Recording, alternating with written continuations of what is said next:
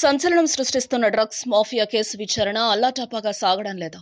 దర్యాప్తు చాలా సీరియస్ గానే సాగుతోంది. ఈ మాటలు అన్నది ఎవరో కాదు, స్వయంగా విచారణకు హాజరైన తర్వాత నటుడు సుబ్బరాజు చేసిన వ్యాఖ్యలివే.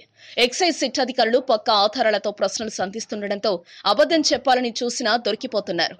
ప్రధానంగా కెల్విన్ తో ఉన్న ఫోటోలు, అతని అకౌంట్లోకి మనీ ట్రాన్స్ఫర్ చేయడం వంటి అనేక ఎవిడెన్స్ ను అధికారులు సంపాదించారు. దీంతో నిజంగానే ఇన్వెస్టిగేషన్ చాలా సీరియస్ గానే సాగుతోంది.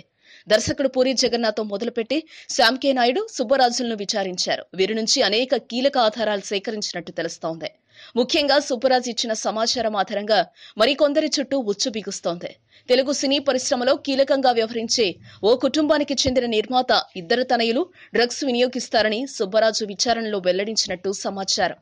వారితో పాటు మరికొందరు నిర్మాతలు, హీరోలు, హీరోయిన్లు, వారి సంబంధీకులు విచ్చలవిడిగా డ్రగ్స్ వాడతారని కూడా ఆయన చెప్పారట.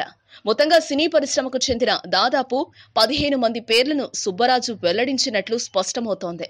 అంతేకాదు, డ్రగ్స్ దందాకు వేదికగా మారిన మాదాపూర్, జూబ్లీహిల్స్, బంజారాహిల్స్లోని పలు పబ్బుల పేర్లను కూడా సుబ్బరాజు బయటపెట్టినట్టుగా సిట్ వర్గాలు పేర్కొన్నాయి.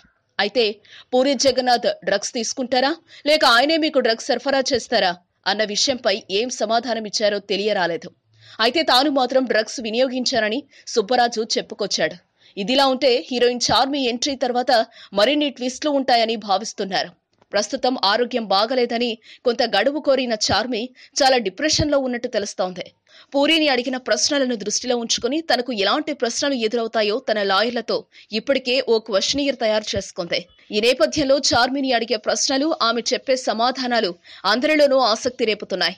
పైకి తాము అమాయకులమని చెబుతున్న దర్యాప్తు అధికారుల ముందుకు వెళ్లేసరికి మరో కోణం బయటపడుతోంది. దీంతో టాలీవుడ్ డ్రగ్స్ మూవీలో ఇంకెన్ని ట్విస్టులు తెరపైకొస్తాయో ఆసక్తికరంగా మారింది.